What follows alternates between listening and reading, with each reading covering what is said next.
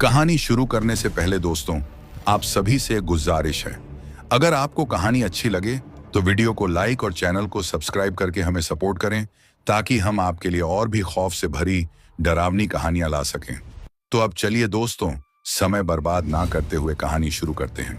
दोस्तों, मेरा नाम अर्जुन है और मैं दिल्ली का रहने वाला हूँ। मैं अपनी बात करूँ तो मुझे घूमने फिरने का काफ़ी शौक है। नई नई जगहों पर जाना मुझे बहुत पसंद है।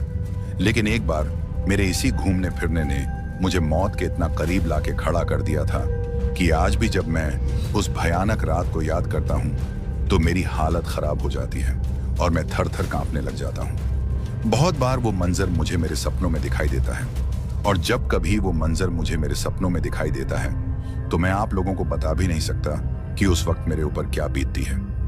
दोस्तों, आज मैं आपको उसी रात की दास्तान सुनाने जा रहा हूँ, तो चलिए कहानी को आगे बढ़ाते हैं। वैसे तो मेरी मम्मी पापा मुझे ज्यादा घूमने फिरने की आजादी नहीं देते, क्योंकि घर का मैं एक लाडला बेटा हूँ। लेकिन फिर भी मेरे घूमने फिरने को लेकर जब कभी भी मुझे कहीं जाने का मन होता तो मेरे मम्मी पापा भी मेरे साथ घूमने चल पड़ते थे।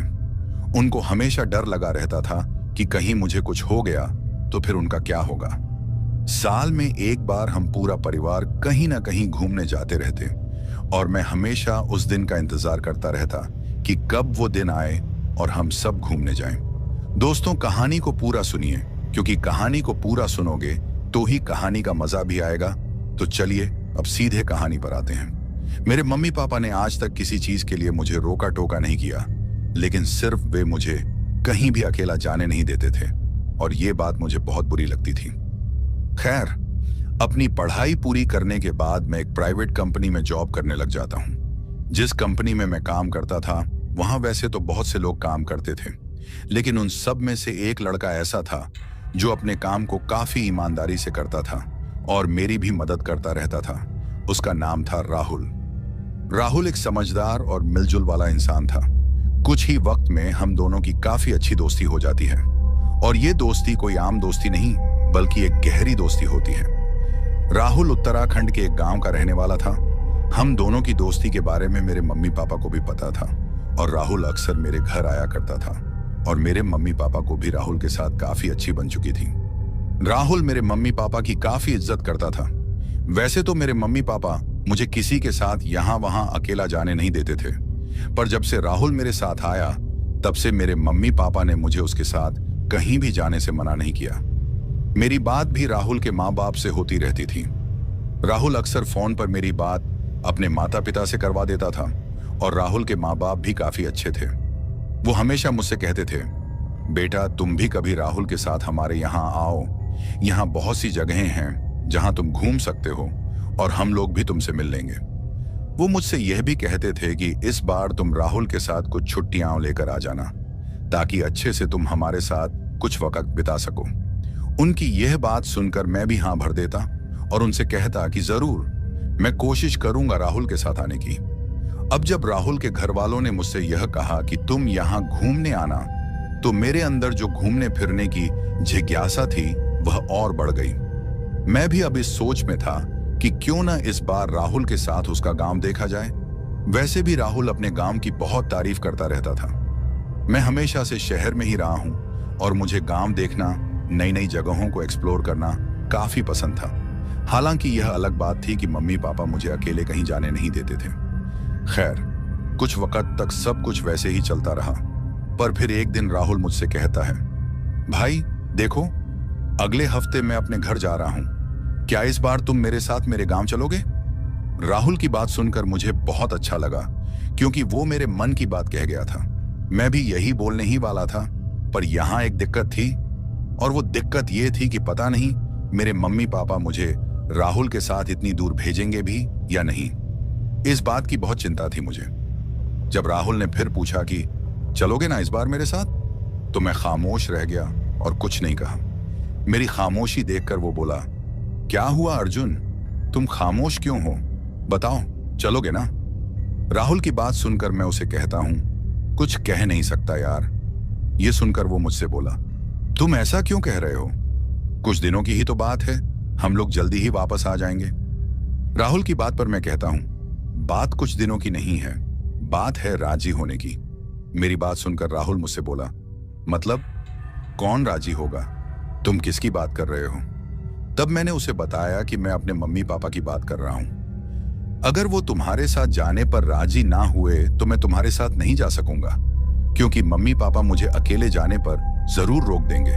राहुल ने कहा, तुम किस अकेले जाने की बात कर रहे हो? मैं तो तुम्हारे साथ हूं। वो मुझसे यह भी कहता है कि एक बार तुम अपने मम्मी पापा से इस बारे में बात करके तो देखो, हो सकता है वो मान जाए। राहुल की बात सुनकर मैंने कहा, ठीक है, मैं कोशिश करता हूं उन्हें मनाने की और दुआ करता हूं कि वो मान जाए। उसके बाद राहुल वहां से चला गया और मैं भी अपने घर आ गया। शाम को जब हम सब साथ में बैठकर खाना खा रहे थे तो मुझे कुछ समझ ही नहीं आ रहा था कि अपनी बात को मम्मी पापा के सामने कैसे रखूं, क्योंकि मुझे पूरी उम्मीद थी कि वो मेरी बात पर कभी भी राजी नहीं होंगे। खैर, थोड़ी देर में खामोश रहा, लेकिन फिर हिम्मत करके मैंने अपने मम्मी पापा से वह बात कही दी। मैंने कहा कि मम्मी पापा, मेरा दोस्त राहुल अपने घर जा रहा है और वो मुझे अपने साथ बुला रहा है। हम लोग जल्दी ही लौट आएंगे। मेरी बात सुनकर वो पहले तो खामोश रहे और फिर वही हुआ जिसका मुझे डर था।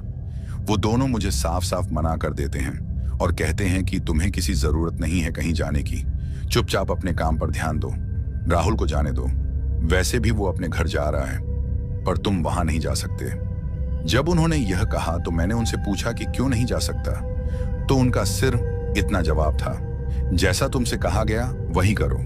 और वो मुझे खुश करने के लिए कह देते हैं कि अगले महीने हम लोग किसी अच्छी जगह घूमने चलेंगे, तब तक तुम अपने काम पर ध्यान दो। दोस्तों, मेरे मम्मी पापा मेरी बहुत चिंता करते थे और वो नहीं चाहते थे कि मैं राहुल के साथ जाऊं। मेरा मन बहुत चाह रहा था कि मैं राहुल के साथ जाऊं, पर अब सब कुछ फिर वहीं रुक गया था। एक बात और जो मैं आप लोगों से कहना चाहता हूं, माँ बाप कभी भी अपनी औलाद के लिए बुरा नहीं सोचते। अगर उनको हमारी चिंता होती है तो इसके पीछे कई कारण हो सकते हैं। शायद इसलिए वो हमें मना करते हैं और हमें हमेशा उनकी बात माननी चाहिए। खैर, मेरे मम्मी पापा को पता था कि अगर मैं राहुल के साथ गया तो मैं किसी एक जगह टिककर नहीं रहूंगा। शायद इसी कारण वो मुझे हमेशा रोक दिया करते थे। अगले दिन जब मैं जॉब पर पहुंचता हूं तो राहुल मेरे पास आता है और मुझसे पूछता है, अर्जुन, क्या बात हुई अंकल आंटी से? उन्होंने क्या कहा? क्या वो राजी हो गए? राहुल की बात सुनकर मैं उससे कहता हूं, नहीं राहुल, उन्होंने साफ साफ मना कर दिया और मैंने तुमसे पहले ही कहा था कि वो मेरी बात नहीं मानेंगे और वो मुझे अकेले कहीं भी नहीं जाने देंगे। मेरी बात सुनकर राहुल खामोश हो जाता है और फिर कुछ सोचता है। थोड़ी सोचने के बाद वो मुझसे कहता है, कोई बात नहीं, तुम टेंशन मत लो, आज मैं तुम्हारे घर आऊंगा और अंकल आंटी से खुद बात करूंगा। उनके मुंह से ये बात सुनकर मैं उससे कहता हूं, तुम जितनी भी बातें कर लो वो नहीं मानने वाले। तो मेरी बात सुनकर वो मुझसे कहता है, तुम मुझे बात करने का मौका तो दो, देखते हैं क्या बनता है। मैं कोशिश तो कर सकता हूं, हो सकता है मान जाए। राहुल जो भी बातें मुझसे कह रहा था, मुझे उम्मीद थी कि उनका असर मेरे मम्मी पापा पर नहीं होने वाला। मैंने राहुल को काफी समझाया, लेकिन उसने मेरी एक बात भी नहीं सुनी और उसने मुझसे बस इतना कहा कि तुम मेरे साथ जरूर चलोगे। अब जिस यकीन से वो मुझसे ये कह रहा था, मुझे भी थोड़ा बहुत विश्वास उस पर होने लग गया। पर फिर मैं सोचता हूं कि आखिर राहुल मेरे मम्मी पापा को मनाएगा कैसे। खैर, शाम को काम खत्म करके राहुल भी मेरे साथ मेरे घर आ जाता है और फिर वो मम्मी पापा से बात करने लगता है।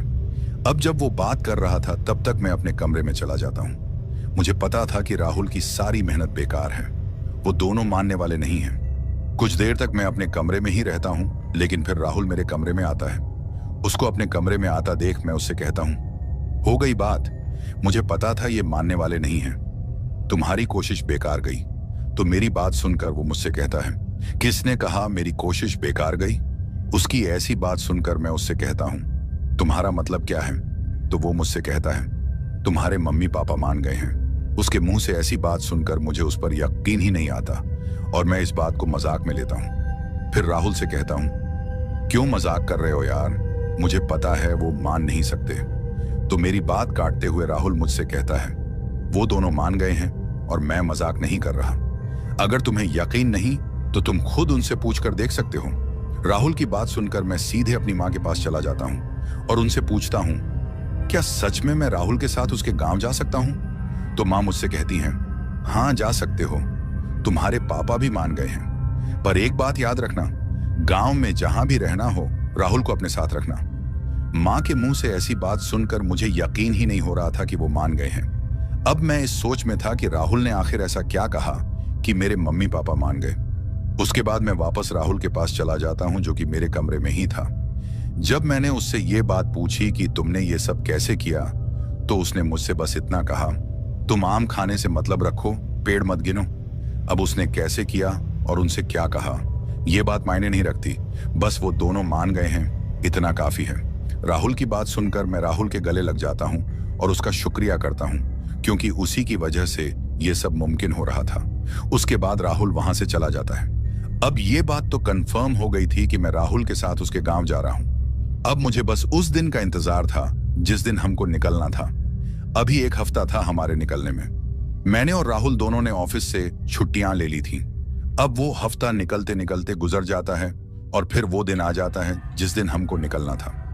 मैंने सारी पैकिंग अच्छे से कर ली थी और मेरे मम्मी पापा की आंखों में आंसू थे। शायद वो इसीलिए कि वो पहली बार मुझे किसी के साथ अकेले भेज रहे थे। वो मुझसे ये भी कहते हैं कि रास्ते में फोन करते रहना और पहुंचकर भी फोन करना। उसके बाद मम्मी पापा राहुल से कहते हैं कि हम लोग तुम्हारे भरोसे अपना लड़का भेज रहे हैं, इसका ख्याल रखना। तो मम्मी पापा की बात सुनकर राहुल उनसे कहता है, आप इसकी चिंता बिल्कुल भी ना करें, मैं इसका अच्छे से ख्याल रखूंगा। उसके बाद हम लोग वहां से निकल जाते हैं और फिर रेलवे स्टेशन पहुंचते हैं। कुछ ही देर में हमारी ट्रेन भी आ जाती है और फिर हम लोग अपनी ट्रेन में बैठ जाते हैं। राहुल ने पहले ही ट्रेन की टिकट कटवाई ली थी, तो हमें कोई दिक्कत नहीं थी। दोस्तों, गांव को लेकर मैं काफी उत्साहित था, क्योंकि राहुल ने मुझे बहुत सी ऐसी जगहों के बारे में बताया था जो देखने में काफी खूबसूरत थीं और हम लोग वहां घूमने वाले थे। अब कुछ ही देर में हमारी ट्रेन भी चल पड़ती है। जैसे जैसे हमारी ट्रेन आगे की तरफ बढ़ रही थी, उतना ही सुकून मुझे अंदर से मिल रहा था। मैं बस यही सोच रहा था कि कब यह सफर कटे और मैं अपनी मंजिल पर पहुंचूं। लेकिन शायद मैं इस बात से अनजान था कि यह जो सुकून मुझे अंदर से महसूस हो रहा था, यह सुकून सिर्फ कुछ ही वक्त का था। उस पूरे दिन हम लोगों ने सफर किया। कुछ घंटों के बाद हम लोग अपनी मंजिल पर पहुंच जाते हैं और फिर हम लोग जिस जगह पर खड़े थे वहां से हमने एक टैक्सी ली, क्योंकि राहुल का घर थोड़ी और दूरी पर था। हम लोगों ने रास्ते में 1 से 2 गाड़ियां भी बदली। अब आखिरकार हम लोग राहुल के गांव में पहुंच जाते हैं, जो कि देखने में सच में काफी खूबसूरत नजर आ रहा था। उसके बाद हम राहुल के घर पहुंच जाते हैं। राहुल को देखकर उसके मम्मी पापा काफी खुश हो जाते हैं और फिर वो दोनों मुझसे भी मिलते हैं। राहुल के मम्मी पापा ने मुझे गले से लगाया। सच में वो दोनों काफी अच्छे इंसान थे। राहुल के घर पहुंचने तक हमें रात हो गई थी। उसके बाद हम लोग खाना वगैरह खा लेते हैं। फिर राहुल के पापा मुझसे कहते हैं, बेटा अब तुम आराम करो, सुबह राहुल तुम्हें पूरा गांव घुमा लाएगा। उनकी बात सुनकर मैं भी हामी भरता हूं और फिर मैं और राहुल कमरे में जाकर आराम करने लग जाते हैं। मुझे इस बात का पता ही नहीं चला कि कब मेरी आंख लग गई। शायद सफर की थकावट के कारण मुझे नींद का पता ही नहीं चला। जब सुबह हुई तो मैं काफी ज्यादा खुश था, क्योंकि आज के दिन मुझे घूमने जो जाना था। दोस्तों, उस पूरे दिन मुझे राहुल ने पहले तो अपना गांव दिखाया, उसके बाद हम लोग 1-2 जगह घूमने भी गए। सच बताऊं तो मुझे काफी मजा आ रहा था। शाम को जब हम लोग घर पहुंचे तो राहुल की मां राहुल से कहती हैं कि उनके गांव में कल से शादी शुरू है। दोस्तों, यहां से आगे आपको कहानी में काफी मजा आने वाला है और डर का एहसास भी होने वाला है, इसलिए कहानी को ध्यान से सुनिएगा।